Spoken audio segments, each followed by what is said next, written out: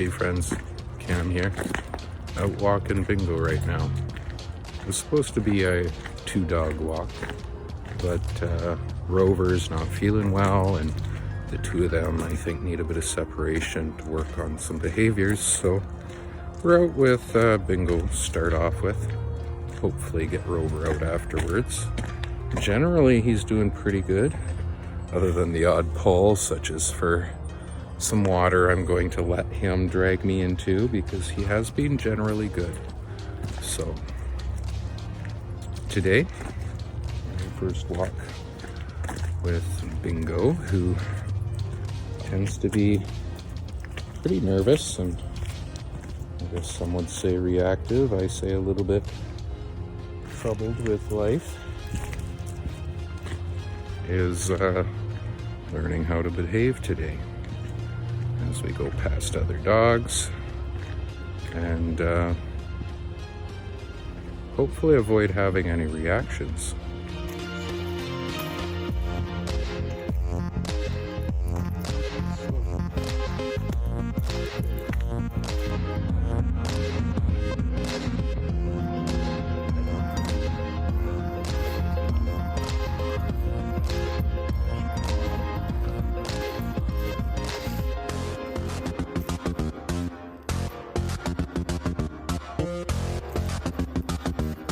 Drag.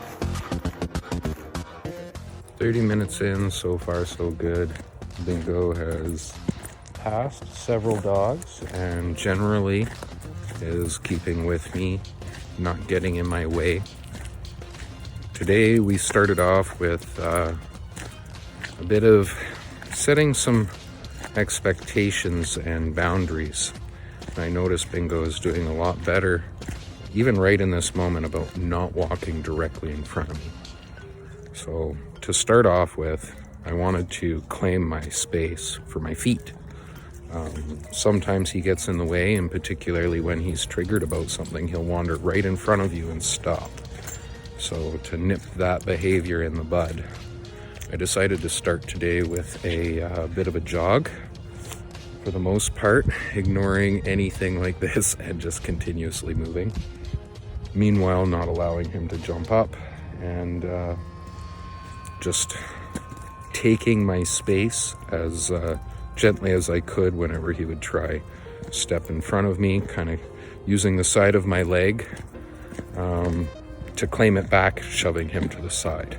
So, I did almost fall with my one wonky leg, but it managed to make a point. He's not taking the space in front of me, even though he was walking ahead still. I wasn't trying to reinforce a heel. He kind of does heel pretty good on his own. I was just trying to claim my space for my feet so he doesn't trip me up, particularly when he's having an issue. That could be problematic, hitting the ground when your dog's having a reaction. So Bingo's doing pretty good. We've walked past several dogs. After setting my boundaries a little bit with him, he can give me mild pulls. I don't mind. I'm not trying to reinforce that at the moment. I just want to keep moving. As long as we're moving, we're good. Working under the bubble theory principle, which essentially says keep your distance, finding the point at which they react and slowly try close the distance. Where Bingo is at seems to be basically, his distance from me now. I don't know, 5 feet, 6 feet. That's about his limit. His initial alert is as soon as they're within sight. And his initial concern is if they're moving his direction at all, or if they are passing within 20 feet of him. He'll want to turn around, and as he spins me around here, giving a quick pull off behind me and then forward. That was actually pretty good for him, right? In that moment, what he's doing is he's going behind me to loop and run forward. he's recognizing not to take the front of my space. So to continue reinforcing the fact that I want the front of my space, I'm allowing him to turn me around instead of fighting it. One step at a time. I'm actually pretty pleased with how quick he picked up on what I was wanting from him there.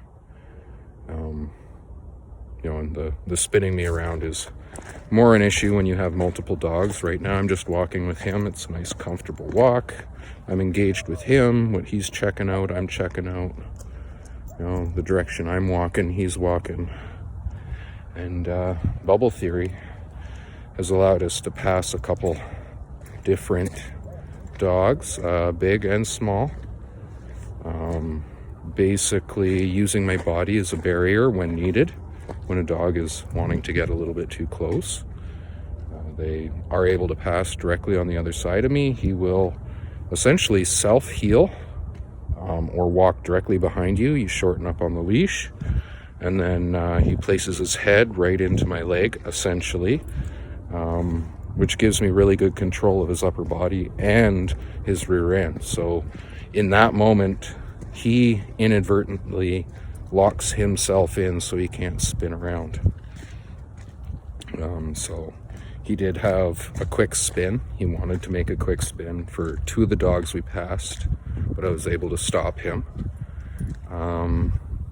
He wanted to go in front of me for the first dog, which by blocking him with my body and stepping into his movement, I essentially took back my space, which gives the point of the first step of today's walk, which was setting up the boundary of not taking my space.